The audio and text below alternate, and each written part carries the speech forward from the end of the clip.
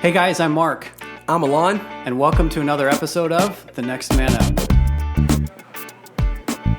Hey listeners, welcome in once again for another episode. So glad to have you with us for this episode and for all the previous ones.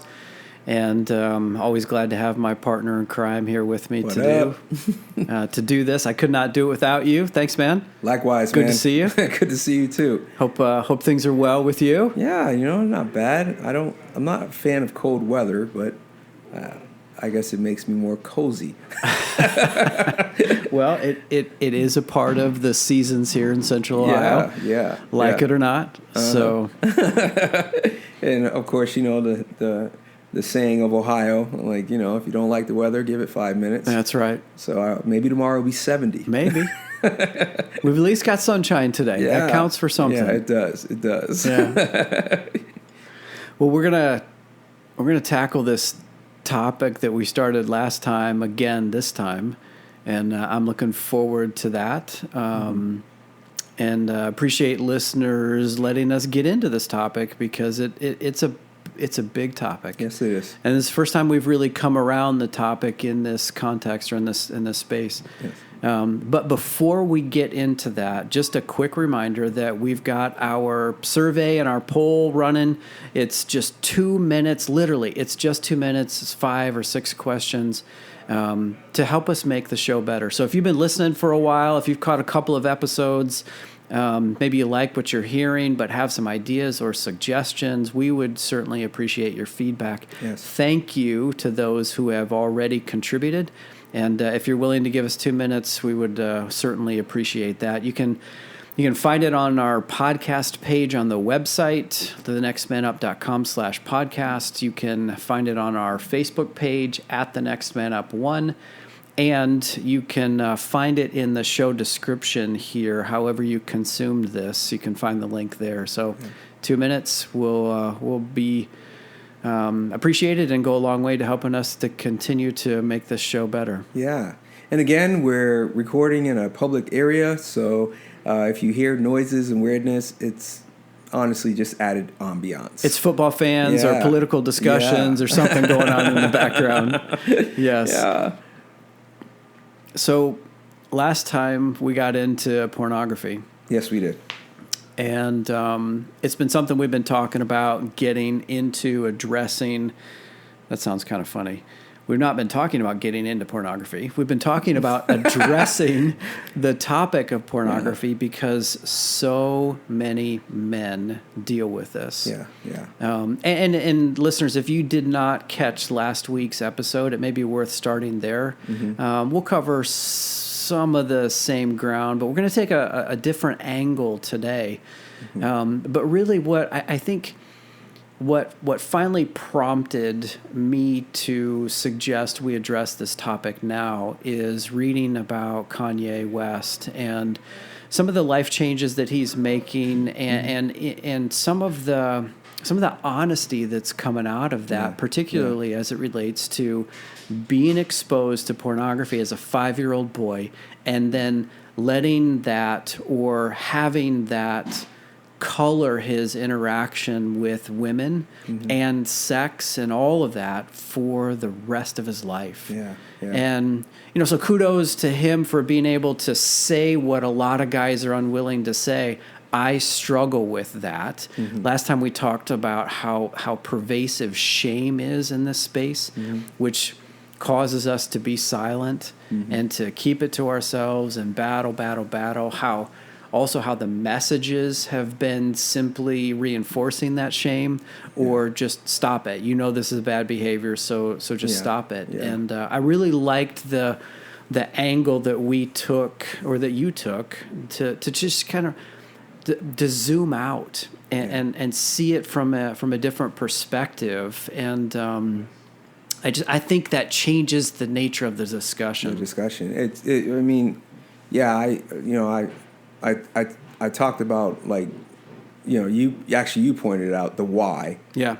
And then I think in answering the why, that's where it zooms out. And we take a look at what's going on in us that we feel the need to latch on to something that makes us feel a certain way or brings something into our lives that we think is good, but then how that goodness crumbles. Yeah. And it leaves us feeling shamed and some, honestly, like even more of a disparaged place than before. It never we engage. provides It never what it provides. promises to It's provide. a bait and switch. That's it's right. It's the great it's the great magic trick. You know what I mean? Like you Yeah. know, it's like It's all an "Aha!" illusion. You know, you think you're getting a dove, but it's actually an alligator. Right. Like you know, Right. and so you know, and so my thought was let's talk about like what's really going on, and then like dealing with what's really going on. And, you know, as we talk about, like, how do I help our kids navigate this, I think that's really important. That's a really important place to start, especially as fathers, especially as husbands, especially as males. Because most males that I talk to, this has been or is an issue to tackle. And so we have to understand that as we're talking about raising up our young boys and becoming men, then this is going to be an issue that they're going to walk through and they're going to have to tackle. I had so many conflicting feelings as we began to address this or tackle this in my house, because I felt like as a dad, I'm still struggling with this topic. So how can I speak into the life of my son when I don't have it all figured out? Number one, which, and just hearing myself say that even now is like, well, I don't have all of life figured out, and I don't have a problem speaking into my kids' lives with respect to life in general. But this was a hard one for me because I felt like I had fumbled so many times that I was still struggling. I didn't necessarily have good answers, and I just wanted them to not have to go through what I went through. So in some respects, my parenting was out of fear of preventing those situations so that they don't have to deal with what I've had to deal with, right? Also, being unwilling to really address that darkness, that brokenness, that hole in my life. And it wasn't until I really got into that I'm like, oh, well, I can be honest with my kids. I can let them know that dad struggles at times in this situation, that I've made mistakes in the past. And once I was able to acknowledge that perfection isn't part of my identity and be open with my boys, the conversation begins to shift at that point. Yeah. Does that make sense? No, it totally makes sense. You know, and I think, you know, as you're talking, I'm going, well, as we're learning to hold our own emotions that are attached to this, and one big one is shame. Yep. Like, we have to learn to hold that and contain that and deal with that. Then we have to understand that if our boys are going through the same thing, that shame is so huge and so big that addressing it could be scary and could be something that we just avoid altogether. Yep. And so, like, dads, like, one thing I learned to do was called it's called ICE. It's an acronym. My friend just kind of helped me understand what I was doing, because I was like, you know, I think we need to be able to identify what we're feeling. I think we need to be able to contain what we're feeling and then express it, get help with it, and such, and therefore it's ICE. He was like, oh, that's ice. And I was like, oh, yeah, that's right. It's ice. You know, and it's something that you don't go to school for that. And until you learn to do that in a healthy way, it's really hard to talk with our kids about their stuff that they need to identify, contain, and express, get help with in a healthy way. Yeah. And so, you know, not knowing how to do that, I think the first thing we could do when we find out that our boys are dealing with pornography is to blow up. and get angry Yeah. and get mad. Because that works every time. Because, yeah, right? And think about the reasons, because it's, oh, no. Right. They now have the same crippling thing that I'm dealing with. They've become infected. Oh, no. Right. You know, and so we get mad, and we're mad at ourselves. And, and again, we go back to hating ourselves, and it comes out expressed as anger, and we blow up at our kid. Oh, it's so true. And it's like, wow, man. So dads, like, if you're going to talk with your son, especially, because we're talking about raising our boys up to become men. Like, if you're going to, like, address this, understand that he may have been exposed already, and he may be feeling shame about it. And if he's vulnerable enough to open up to you, if you blow up, that's not going to be a good thing. So learn how to identify, control, and express, get help for that thing. For that shame that you're feeling if you're dealing with pornography, so you can help your boy. I think that would be the first step that we need to take. So your thoughts trigger a thought in my mind. You know, as we were talking last episode, when it comes to adult males, we, in some respects, often choose to go toward pornography, right? It's an intentional decision or a default decision. It's a decision that we make to move in that direction. And often the shame and the guilt and the disappointment is because we chose that again. We didn't choose something else. Mm-hmm. But I would venture a guess that often boys are just exposed to it based on no choice of their own or without fully understanding what they're doing. And it's not like they're moving into this to fill some brokenness in their lives. They just all of a sudden were exposed to it. Does that make sense? Yeah. The difference between, like the awareness and the maturity that a 25 or 45 or 50-year-old man can have is completely different than a 9-year-old boy who walks past a television screen or stumbles on a YouTube video and is instantly mesmerized because this thing called testosterone is starting to surge in his body and he has no idea, right? The shame part comes afterward. Yeah. Because there's this inherent realization that this is probably not good. Yeah. And other than maybe some families that are just completely disengaged or dad doesn't care at all, which that's his own set of issues. Yeah. There's this understanding that, I probably shouldn't tell my dad, tell my mom what just happened, right? It's the age-old, I'm naked. Yeah. Like,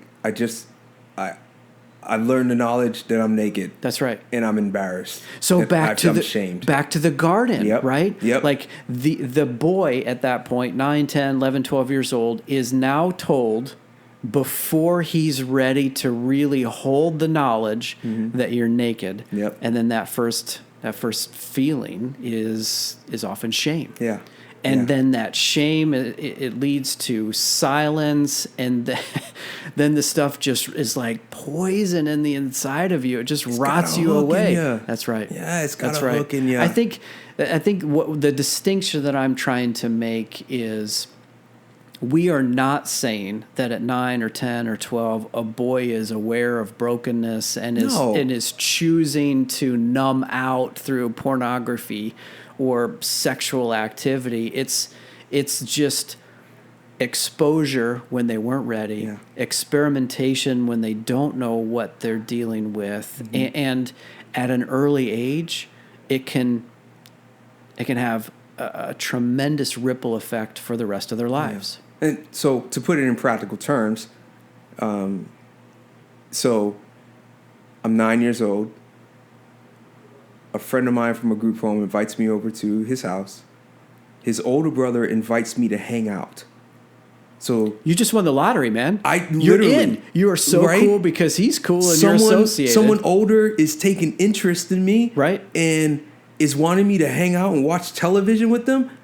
Oh yeah, right. This is amazing, right? And boom, this pornography thing, whatever it is, gets dropped in my lap. That's not actually my choice. That's right. But it's there. That's right. You know, and like I can't, you can't fault your kid for whatever predicament he was in to going along. It's not something that probably they chose. Yeah. Like, well, actually, I you asked me, and here's what I'm thinking. I've learned that pornography does this and that, and that. That was not running through my mind. They're not capable of that type of cognitive ability at 9 years old. So in that way, then I could say, at least in my case, Mark, you're right. You're right. It wasn't something that I chose. Yeah. It was something that I was exposed to through honestly an innocent moment of me just going, oh wow, someone cool is taking interest in me who's older. I wanna be a part of that. I like that. Yeah. And boom. So that naturally prompts me to want to ask this question.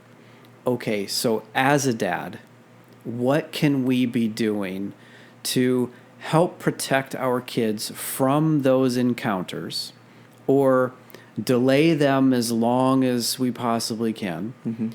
And then if and when they happen, how do we show up in a way that's beneficial and it helps them to process and deal with, so that it doesn't become a lifelong addiction? Yeah. But we also don't ignore it. Yeah. And go the way of, well, they'll figure it out because I did, or I'm too ashamed to talk about it, or what we've been dealing with for generations. Well, boys will be boys. Yeah. Right. Right. Yeah. Like which we don't agree with. Right. That's right. Hashtag Me Too is a result of boys being boys. Yeah. How do we help our kids in those moments to either protect and insulate them, or to guide them through once something like that has happened? I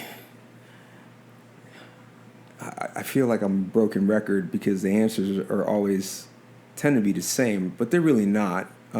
They just have essence of the same thing, which is conversation and intentionality. Yep. Like, I think it's important that we engage our kids about subjects of sex.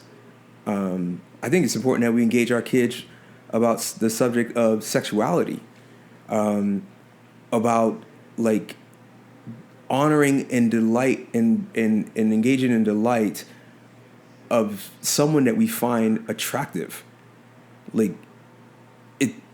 So for me, in that instance, something to whatever level, in that moment I was sitting on that couch watching this pornographic video, like something started growing in me where I started thinking and seeing women as not as human beings, not as people who have dreams and fears, not as someone who is worthy of love and honor. Like I began to see women as objects of things that I should just play with. Yep.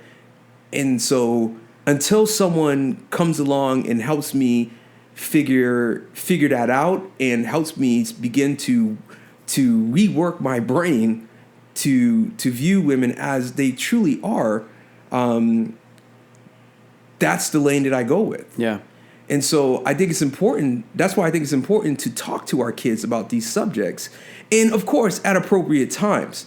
Like I'm not gonna sit my 2-year-old down and go, let's talk about sex. Yeah. They're just not ready. But when you find them curious, when you find them at a place where they're beginning to exhibit like interest and thoughts about such things, then my friend, it's probably a good time that you begin to break open that box with them and begin to have conversations and intentionally point them down a path that is healthy versus unhealthy.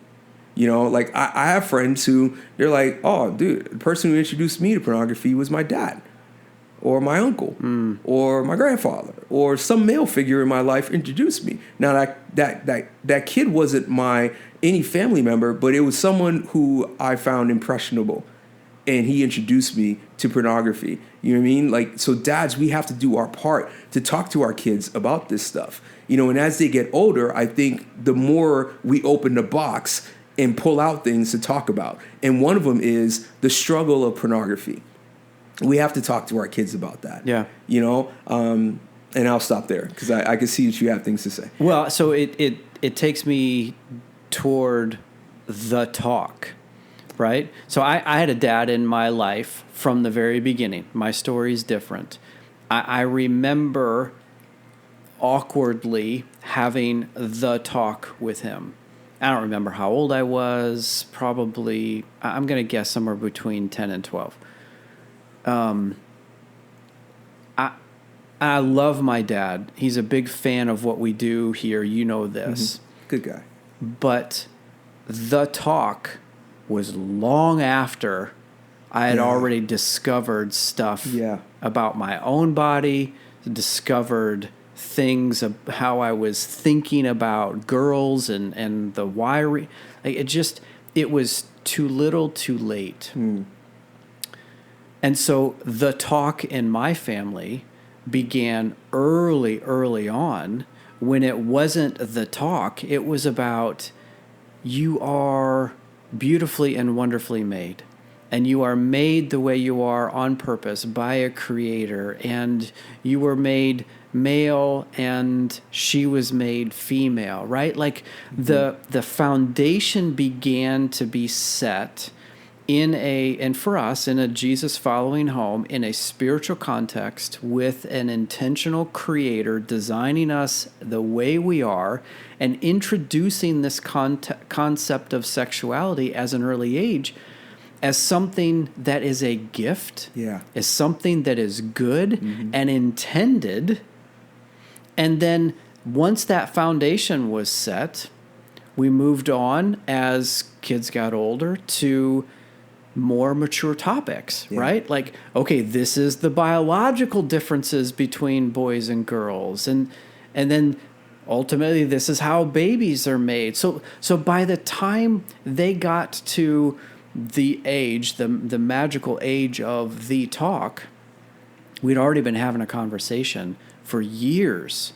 And it wasn't so awkward to have it. They weren't hearing for the first time. And by starting earlier, well earlier than I thought was necessary, really, as a young parent, what I realized is that, I am and mom is the voices that are telling them the truth in their life. Yes. So as they hear something else out in the world, they can compare it back to what they've heard already from mom and dad and be like, oh, that doesn't sound quite right. You know, or let me check that against what my parents have been telling me for some time now.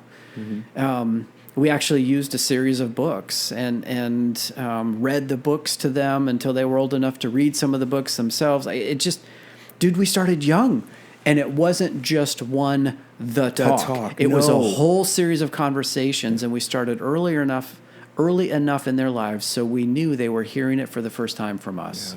And you know, fathers who are listening, husbands, males, like,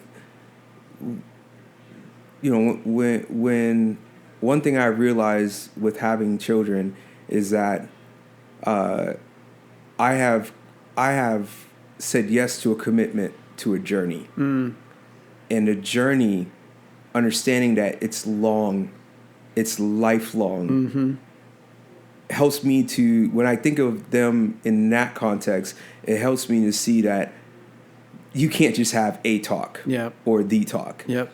And matter of fact, like, it's not just on this subject, because we're tying it in. Like what you're saying, Mark, is so absolutely true. When you're doing it like that, you're tying in their identity to the piece of it. Like, this is who you are. This is your value. This is your worth. And so it's not just like an offshoot. It's throughout the whole lifelong journey with them, is to understand like who they are. And then also in that, like, their sexuality, sex, being attracted to someone. What does it mean? Like is sex is good? It's not a bad thing. Yeah. It's a good thing. Yeah. And I honestly believe it's a God-given thing. Yeah. Like it's a pleasurable thing, but it has a place, has a time, and we can abuse it at times, which brings these things into our lives, or we can choose to honor it and to respect it and to see it as something good for our lives. You know, it's like when you're talking about that, that's a whole different picture than an avenue of here's the talk, or here's some magazines, or here's a website you can go to. Yeah. Good luck. Or like what we were talking last episode, don't do that. Yeah. Don't do that. Stop doing that behavior. Don't do that behavior. Like this may not be every listener's experience, but growing up in the context of church and spirituality and some of the guilt and the shame that is often associated with sexual deviancy or misbehavior, if you will, sometimes that sense of shame gets attached to sex itself. Yeah. And yet... That's where I grew up. And yet it's a gift. Yeah. And in the context of... And I'll just say it like I believe it. In the context of one husband and one wife in that covenant relationship, sex is fantastic. And it's ideally expressed and designed for that container, for that arrangement, right? Mm-hmm. But if we don't help our children to understand that there is an ideal place and an ideal time, and it was created to live in that context, they might come away with the sense that sex is kind of dirty and sex is bad. And some of the crap that we see on television or movies, or if you've been exposed to pornographic content, it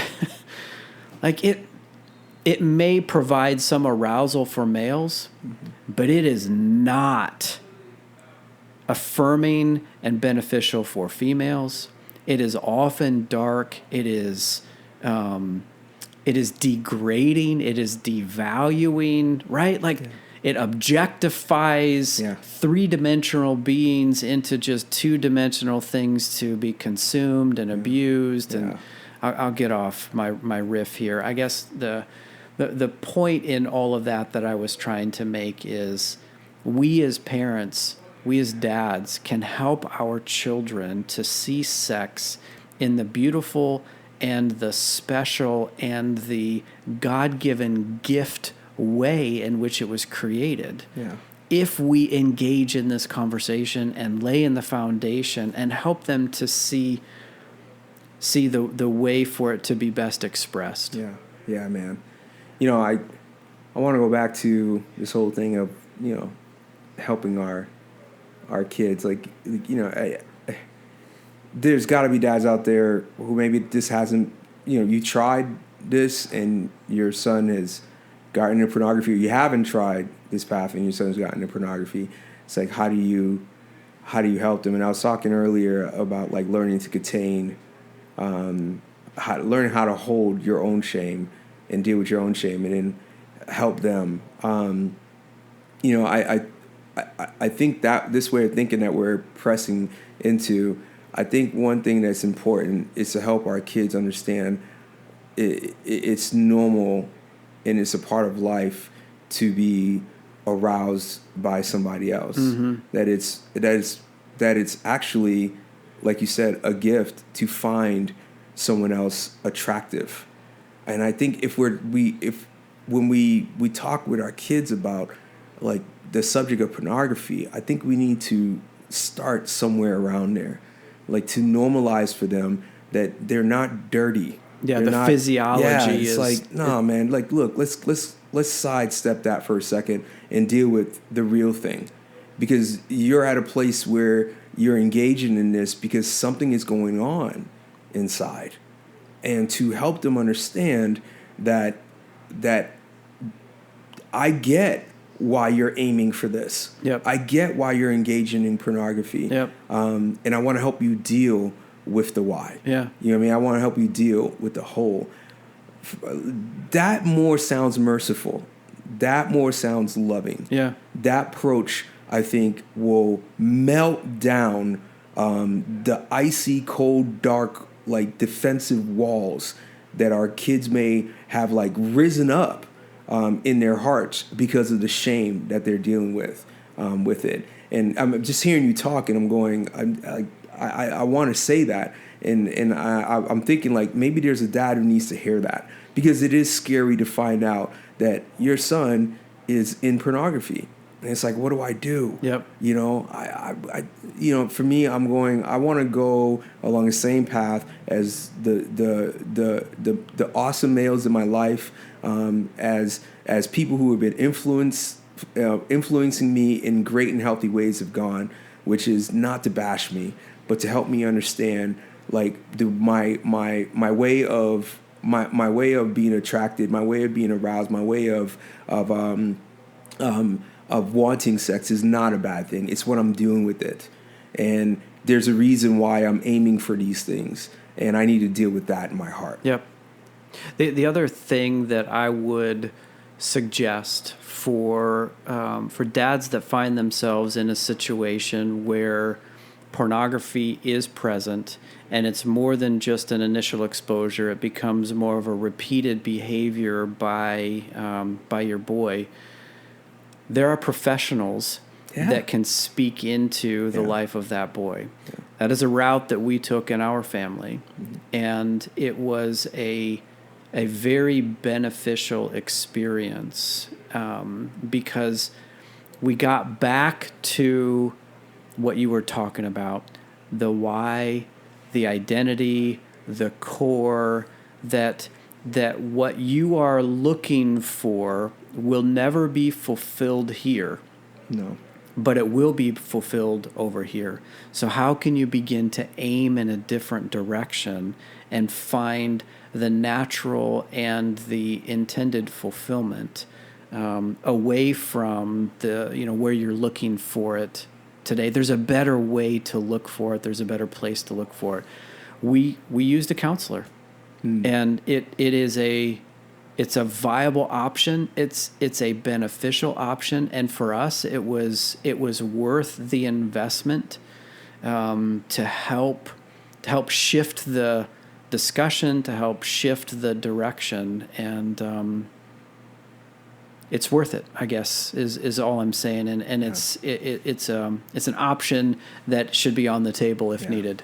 And there's also some great books to deal with, like the underlying issues that you can grab. One book is called Unwanted by Jay Stringer. It's a great book, talking about like pornography and the shame that people are dealing with it, and ways to approach sex and sexuality. Like that's one book that you could probably like take a look at and read if you want to dig into, at least from where like I'm pulling from a lot of these things because I've been reading a lot stuff, and that was a great book that helped me put into words some of the things that I've been thinking through and working through and such. And besides that book, there's other books that you could probably check into to not only help you, but to help your boy. Who is going to if not be awoken yet, but will be awoken to like sex and sexuality or has already dived in and maybe is off course and you found out about it. Yeah. The theme that we often come back to is engage. Yeah. And that I think is the challenge here as dads, to engage earlier maybe than you think. The 4, 5, 6 year old age, and an appropriate age, introduce appropriate content, but engage early and engage often, and help them to aim for something bigger and better, and to see women as beautiful, but as beautiful people. Yeah. Not just beautiful bodies or images to be consumed, but help them to see life in a way that honors everyone. Yeah. Yeah, man. Yeah. Well, it's a big topic. Probably one that we can come back to at some point. Yeah, I think so. But listeners, I appreciate, so does Alon, I'll put words in his mouth here, but appreciate you engaging on this topic with us. And just dads, men, just know that you are not the only one. Mm-hmm. You're not the only one, but there are ways to move beyond this and to help guide your boys beyond this, and that's what we're hoping to accomplish here. So, once again, just a reminder of our feedback survey. We would also invite you to contribute your thoughts to this specific topic. Sure, maybe you found something that works well. Maybe you've got a question. Maybe you've got a resource. Maybe you've just got a story that you need to share, and just know that we will listen. But you can hit us up at our email address, feedback@thenextmanup.com. All right, let's call it there. Yes, sir. Thanks, my friend. Thank you, man. Thanks, listeners, and we'll catch you next time. Until then. Adios. Adios.